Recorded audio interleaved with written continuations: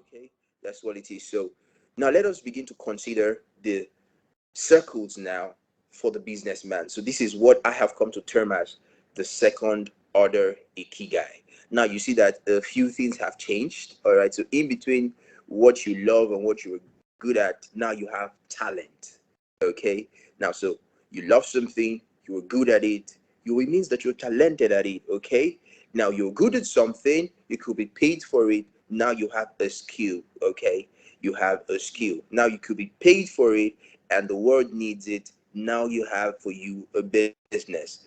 Now it's what you love, it's what the world needs. Now you have a noble cause. All right. So in between your talent and a noble cause, you have service. All right. So service is a fine blend of your talent and noble cause. Okay. Now, in between your talent and your skill, you have excellence. All right. You have excellence because it's something that you love, it's something that you can do. So once you blend that talent and that skill together, you become excellent at it. All right. And then in between your skill and your business, you have durability.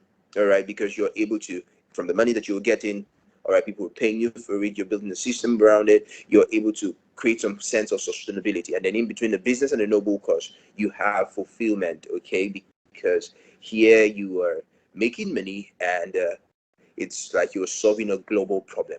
Now, looking at this here, it begins to inspire a certain subject.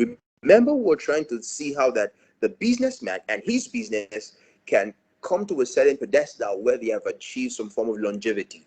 Not just longevity in terms of time, but fulfillment as a business. You want your business to be fulfilled. You want yourself as the businessman to be fulfilled. Okay. So that's what we are dealing with. That's what we are talking about, right? That's what we're trying to achieve. Now, understanding this diagram that I've shown you, it brings about what we call directed learning. All right. So the businessman may start out talented in a certain area, but the smart thing for him to do is to see how that I begin to fine tune that talent that I have. All right. So, for example, I am talented in teaching people. It's something that came to me, that comes to me naturally. I think I'm inborn. I love to teach. I love to share knowledge. I love to see people inspired. Okay. Now, what do? I don't just stop with having that talent. I begin to fine tune that talent. Now, I am educating myself. Now, let me drop this caveat here.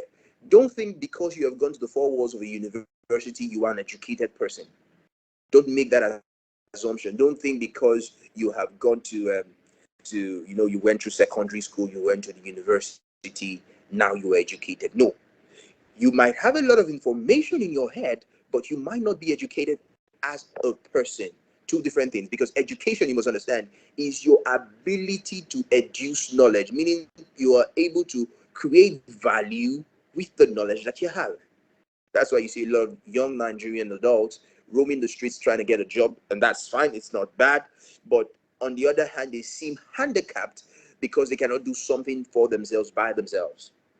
Because, hey, he has spent years being schooled, but not really educated. Because educated is synonymous with learning. And this is what I'm sharing with you right now, directed learning. All right. It's a learning that has a direction. Thanks to my senior friend who was sharing this, being a smart, amazing guy. That's why I told you this kind of knowledge is not something that you just find randomly online. No, this is months and work of research. So it's directed learning. Okay. So I understand that I have a skill, I have a talent. There is something that I am inherently good at. All right. What do? I begin to fine tune that talent into a skill that could bring money. All right. So I transit from that talent into a skill. Now, the foolish things that most Nigerians we do will stop at that skill. All right. That's why you have a lot of people calling themselves CEOs when in fact they are not CEOs, they are simply self employed people. Because the moment you take them out of that business, what happens? The business itself collapses because they have built the business around their skill. All right. So, but the smart thing to do is not to stop at the skill level, but to see how that you begin to build structures around that skill such that it is referred to as a business. All right. So you're not just self-employed now. All right. You have created for yourself a business. All right. And then you don't just stop there. You see how that you begin to carve your business in stone by inspiring a noble cause. All right. And this is where the businesses that outlast others have been able to touch upon. Okay, so you hear them say that, oh, we are calling for the brave, we are calling for the smart, we are calling for those that have been left behind, we're calling for those that are not generally accepted because of how they think. We're calling on those people that have been neglected by the largest size of society. They're beginning to connect their business into to a noble cause. Well, meanwhile, they're just selling their business. And this is what Apple has been able to successfully do. All right. So from time to time, you might find me always making a reference to Apple because they have been able to create this system of from talent to skill to business to a noble cause. All thanks to Steve Jobs. You understand how that he was a talented guy. All right, he didn't just stop at being talented. He went to school. People say he dropped out, but he didn't really drop out. He did what we're referring to as directed learning. He began to go into classes where he knew that he would get some fine tuning for the inherent talent that he had. And then he began to build into a business, get into partnership with his friend Steve Wozniak, get into work with his dad in his dad's garage. They begin to build a structure. And then they begin to, at the end of the day, connect it to something of value. Oh, we're reaching out to those that have been neglected by society, those that want to push the limits, those that want to, they are connecting it to a noble cause. And then you have Apple. All right. So it's crazy that an Apple user will buy an Apple separate from his earpiece, separate from his charger, and will still buy it excited. What have they been able to achieve? Is what I am sharing with you. They've been able to touch upon their ikigai.